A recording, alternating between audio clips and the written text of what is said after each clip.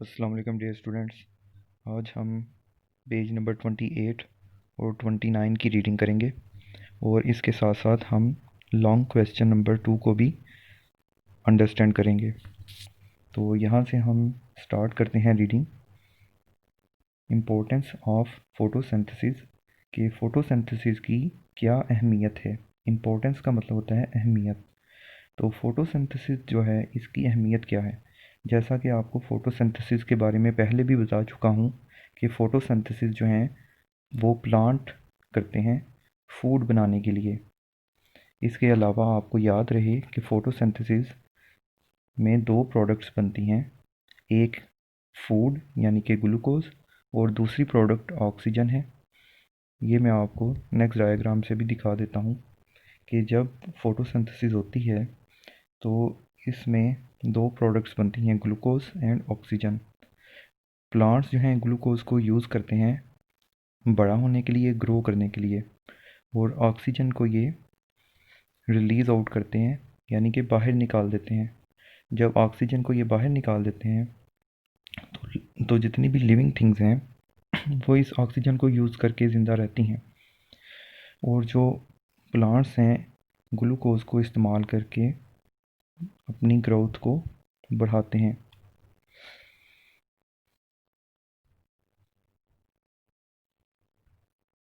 तो फोटोसिंथेसिस की ये अहमियत है कि जब ये दो प्रोडक्ट्स बनती हैं तो इन दो प्रोडक्ट्स को all living things use both these products. तो तमाम लिविंग थिंग्स इन दोनों प्रोडक्ट्स को यूज़ करती हैं इन रेस्पिरेशन, सांस लेने के अमल में। जब रेस्पिरेशन में ये दो प्रोडक्ट्स यूज़ होती हैं तो एनर्जी प्रोड्यूस होती है। This energy is used in performing activities of life. तो ये एनर्जी जो है लाइफ एक्टिविटीज़ को करने के लिए इस्तेमाल होती है। यानी ये एनर्जी जो लाइफ एक्टिविटीज़ हैं जैसा कि चलना, बोलना, इस तरह की जो एक्टिविटीज़ हैं, या प्ले, खेलना, इस तरह की एक्टिविटीज़ के लिए एनर्जी जो है वो प्रोड्यूस होती है इन दोनों प्रोडक्ट को इस्तेमाल करके। कौन सी दोनों प्रोडक्ट को इस्तेमाल करके? Glucose and oxygen. Point two ponder, सोचने का पॉइंट है। यहाँ पर आप देख सकते हैं कि अगर एक सील्ड डोम के अंदर एक पौधा रख दिया जाए और एक लिविंग थिंग अंदर छोड़ दी जाए तो क्या ये ज़िंदा रह सकेंगे दोनों? क्या पौधा माउस की मौजूदगी में और माउस जो है पौधे की मौजूदगी में इस डोम के अंदर ज़िंदा रह सकेगा? तो ये आपने सोचना है कि क्या दोनों चीज़ें ज़िंदा रह सकेंगी। यानी कि ना बाहर से हवा अंदर आ सकती है, ना ही अंदर से कोई चीज़ बाहर जा सकती है। तो इसके बावजूद भी कैसे ये दोनों ज़िंदा रह सकते हैं? अगर रह सकते हैं तो कैसे? ये पेज नंबर है 28। अब 28 पेज की हम रीडिंग करते हैं। Affect of different factors on photosynthesis. हमने देखना है कि फोटोसिंथेसिस के ऊपर कौन कौन से फैक्टर्स जो हैं अफेक्ट करते हैं। जैसा कि हमें पता है कि फ़ोटोसिंथेसिस बहुत ही इम्पोर्टेंट है। तो फोटोसिंथेसिस किस तरह से ज़्यादा होगी, कौन से फैक्टर्स हैं जिनके होने से फोटोसिंथेसिस ज़्यादा होती है, और कौन से फैक्टर्स हैं जिनके कम होने से फोटोसिंथेसिस जो है वो कम होती है। तो हमें तो फ़ायदा तब है कि अगर फोटोसिंथेसिस जो है वो ज़्यादा हो। तो अब देखते हैं कि फैक्टर्स जो हैं वो किस तरह से फोटोसिंथेसिस के ऊपर अफेक्ट करते हैं। यानी अफेक्ट इस तरह से करेंगे, या तो फोटोसिंथेसिस को ज़्यादा कर देंगे ये फैक्टर्स, या फिर फोटोसिंथेसिस को ये फैक्टर कम कर देंगे। तो ये फैक्टर्स हम स्टडी करते हैं कि कौन कौन से फैक्टर्स हैं। लाइट फैक्टर है, टेम्परेचर फैक्टर है, carbon dioxide, water and chlorophyll are necessary factors for photosynthesis. तो ये फैक्टर्स थे light, temperature, carbon dioxide, water and chlorophyll, जो नेसेसरी हैं फॉर फोटोसिंथेसिस। फोटोसिंथेसिस के लिए नेसेसरी का मतलब होता है ज़रूरी। तो ये फैक्टर फोटोसिंथेसिस के लिए ज़रूरी हैं। If any of these factor fall to a low level, अगर इनमें से कोई भी फैक्टर जो है वो बहुत कम हो जाए तो फोटोसिंथेसिस जो है स्लो डाउन यानी कम हो जाती है, या फिर ख़त्म ही हो जाती है। तो ये फैक्टर्स जो हैं बहुत इम्पोर्टेंट हैं, जिनसे फोटोसिंथेसिस या तो ज़्यादा हो जाती है या बहुत कम हो जाती है, या हो सकता है कि इनके ना होने से फोटोसिंथेसिस हो ही नहीं। तो पहला फैक्टर जैसे कि लाइट था, टेम्परेचर दूसरा है, कार्बन डाइऑक्साइड थर्ड है। तो फर्स्ट जो लाइट है हम इसको रीड करते हैं लाइट, कि लाइट जो है कैसे फोटोसिंथेसिस को ज़्यादा कर देगी या लाइट जो है कैसे फोटोसिंथेसिस को कम कर देगी। आगे एक दफ़ा फिर से हम इस डायग्राम की मदद से जो है ना अंडरस्टैंड करते हैं कि जैसे कि आपको मैंने बताया था कि फोटोसिंथेसिस जो है इन 4 चीज़ों पे डिपेंड करती है, 5 बल्कि 6 फैक्टर्स के ऊपर डिपेंड करती है। Carbon dioxide, water, sunlight, chlorophyll. तो ये जो चीज़ें हैं इनके ऊपर फोटोसिंथेसिस जो है वो डिपेंड करती है, कार्बन डाइऑक्साइड पर, पानी पर, सनलाइट सूरज की रोशनी पर, और क्लोरोफिल पे। तो ये जो 4 चीज़ें हैं इनके ऊपर फोटोसिंथेसिस ज़्यादा डिपेंड करती है। तो पहला factor light, sunlight. Plants trap sunlight to make food by photosynthesis. Plants क्या करते हैं कि सनलाइट को ट्रैप करते हैं, पकड़ते हैं, किस लिए? फोटोसिंथेसिस के लिए, टू मेक फूड, फूड बनाने के लिए। फोटोसिंथेसिस इंक्रीजेस, फोटोसिंथेसिस ज़्यादा हो जाती है as the light intensity increase. अगर लाइट की इंटेंसिटी ज़्यादा हो जाए तो, यानी ज़्यादा रोशनी होगी तो फोटोसिंथेसिस भी ज़्यादा होगी और फूड भी ज़्यादा बनेगी। Recall which structure of leaf traps light. दोहराना है कि कौन सा स्ट्रक्चर जो है वो लाइट को ट्रैप करता है। तो जैसे आपको बताया है पिछले टॉपिक में कि जो मेसोफिल एक रीजन है जो अपर एपिडर्मिस और लोअर एपिडर्मिस के दरमियान में ग्रीन रीजन था, वो रीजन जो है सनलाइट को ट्रैप करता है। Of the 7 colour of light, हमें पता है कि जो सूरज की लाइट है वो 7 कलर की होती है। तो उनमें से क्लोरोफिल जो है ऑब्ज़र्व करता है, कौन सी लाइट को क्लोरोफिल ऑब्ज़र्व करता है? 7 कलर की लाइट में से chlorophyll blue, orange and red light को ऑब्ज़र्व करता है। अच्छा, तो लाइट का हमें डिटेल में पता चल गया।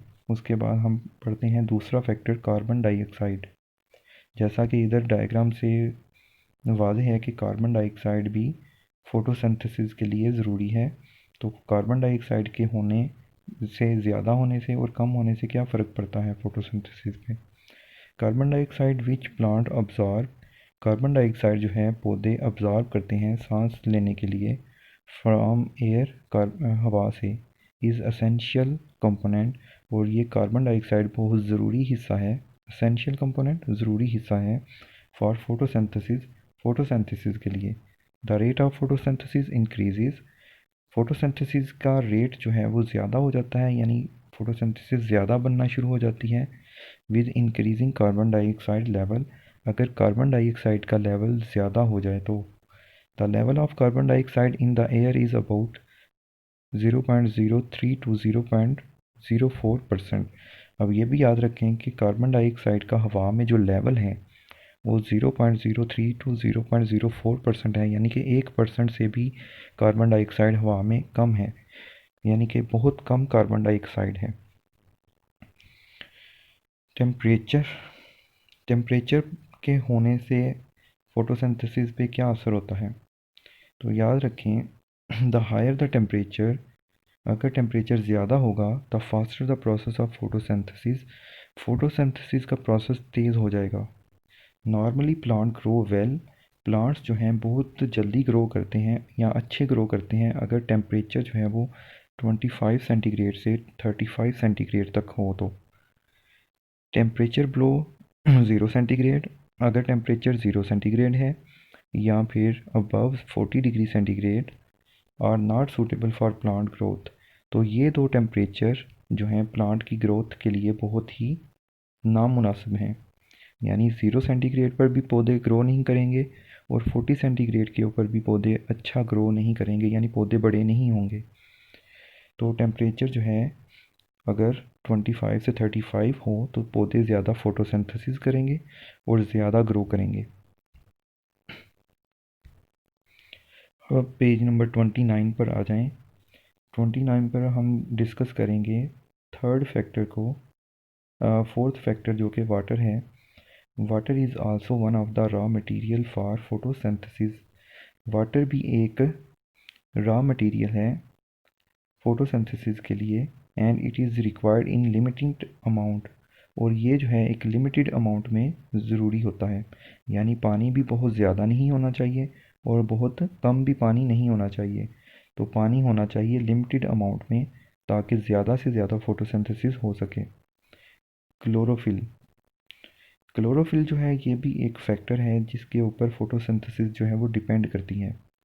और ये क्लोरोफिल जो है ये प्लांट के पत्तों के अंदर होता है, जो ग्रीन कलर का होता है। Chlorophyll is the green material, chlorophyll जो है सब्ज़ रंग का मटेरियल है इन प्लांट्स पौधों में, दैट ट्रैप सनलाइट, जो सूरज की रोशनी को पकड़ता है। ट्रैप का मतलब होता है पकड़ता है, फॉर फोटोसिंथेसिस, और इसको पकड़ने से फोटोसिंथेसिस जो है वो होती है। It gives green colour to the leaves, ये क्लोरोफिल जो है लीव्स को ग्रीन कलर देता है, यानी कि जो लीव्स का रंग ग्रीन होता है वो इस क्लोरोफिल की वजह से होता है। विदाउट क्लोरोफिल, क्लोरोफिल के बगैर the process of photosynthesis is impossible, photosynthesis जो है क्लोरोफिल के ना होने से इम्पॉसिबल हो जाती है, यानी कि फोटोसिंथेसिस नहीं होगी अगर पत्ते के अंदर ग्रीन कलर का क्लोरोफिल नहीं होगा। तो इंटरेस्टिंग फैक्ट देखते हैं कि क्या है जी। Plants is the word, sorry इधर है इज़ नहीं होगा, यहाँ पर आएगा in. Plants in the world, दुनिया के अंदर जो पौधे हैं, are sometimes called the lungs of the nature, ये नेचुरल लंग्स हैं। जैसे लंग्स ऑक्सीजन को अंदर लेकर जाते हैं और कार्बन डाइऑक्साइड को बाहर निकालते हैं, तो इसी तरह जो प्लांट्स हैं ये भी कार्बन डाइऑक्साइड को अंदर लेकर जाते हैं और कार्बन डाइऑक्साइड को बाहर लेकर जाते हैं। इसी वजह से प्लांट्स को लंग्स ऑफ द वर्ल्ड कहा गया है। They produce, they produce oxygen, ये ऑक्सीजन प्रोड्यूस करते हैं यानी बनाते हैं, and decrease carbon dioxide in the air, और कार्बन डाइऑक्साइड जो हवा में है उसे कम कर देते हैं, क्योंकि कार्बन डाइऑक्साइड वो अपने अंदर ऑब्जॉर्व करते हैं। ये भी पेज नंबर 29 है। तो इसमें हम स्टडी करेंगे structure of leaf is well suited to photosynthesis, के स्ट्रक्चर जो है लीफ का, जो स्ट्रक्चर आप देख रहे हैं ये कैसे ज़्यादा सूटेबल होगा फोटोसिंथेसिस के लिए।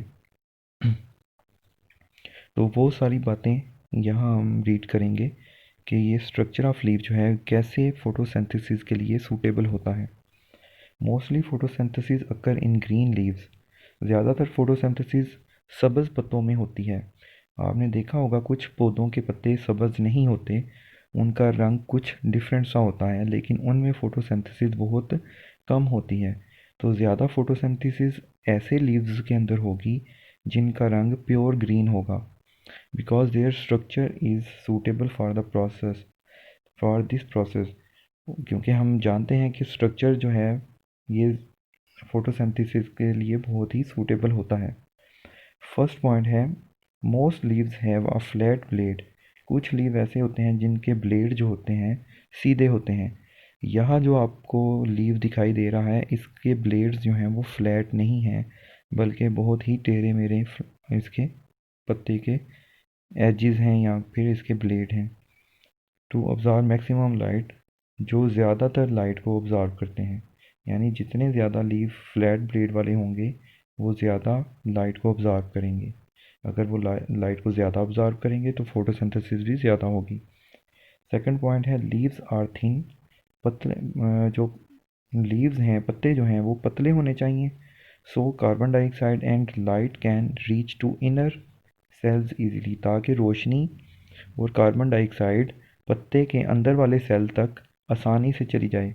इसलिए लीव्स को क्या होना चाहिए, थिन होना चाहिए यानी पतले होना चाहिए। थर्ड पॉइंट है leaves have large number of stomata in lower epidermis, leaves के अंदर जो लार्ज स्टोमेटा होते हैं ये लीव्स के लोअर एपिडर्मस में होते हैं। जैसे आपने पढ़ा था फर्स्ट टॉपिक में कि लीव्स के अंदर दो एपिडर्मिस हैं, एक ऊपर वाली और एक एपिडर्मिस है नीचे वाली। जो लोअर एपिडर्मिस नीचे होती है उसके अंदर स्टोमेटा जो है, ये आप डायग्राम में देख सकते हैं, ये स्टोमेटा लोअर एपिडर्मिस में ज़्यादा होते हैं और अपर एपिडर्मिस में ये स्टोमेटा बहुत ही कम होते हैं। Carbon dioxide can enter and oxygen and water vapours leave through these stomata.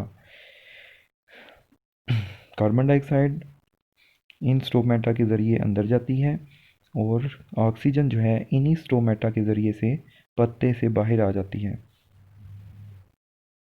Fourth point study करते हैं। Thick layer of mesophyll cells make enough food for the plant. जैसा कि हमें पता है कि मेसोफिल सेल्स ज़्यादा थिक होते हैं पत्ते के स्ट्रक्चर के अंदर। मेसोफिल सेल जो है वो ज़्यादा अमाउंट में होते हैं, यानी ज़्यादा थिक होते हैं, जिनसे इतनी फूड बन जाती है कि पौधे के लिए काफ़ी होती है। 5. Vascular bundle in the leaf spread its veins in a network to carry water to photosynthesizing cells and glucose away from them. Vascular bundles का काम है कि ये लीव्स के अंदर स्प्रेड हो जाती हैं। जैसे ये देख सकते हैं आप, पत्ते के अंदर वेस्कुलर बंडल्स एंटर होते हैं और ये नालियाँ जो हैं पूरे पत्ते में स्प्रेड हो जाती हैं, फैल जाती हैं। पूरे पत्ते के अंदर ये नालियाँ वेस्कुलर बंडल्स जो हैं फैल जाती हैं और इन वेस्कुलर बंडल का काम है कि जड़ों से पानी को पत्तों तक लेके जाना, और जब पत्ते तक ये पानी आता है तो फिर पत्ता जो है फोटोसिंथेसिस के दौरान फूड प्रोड्यूस करता है।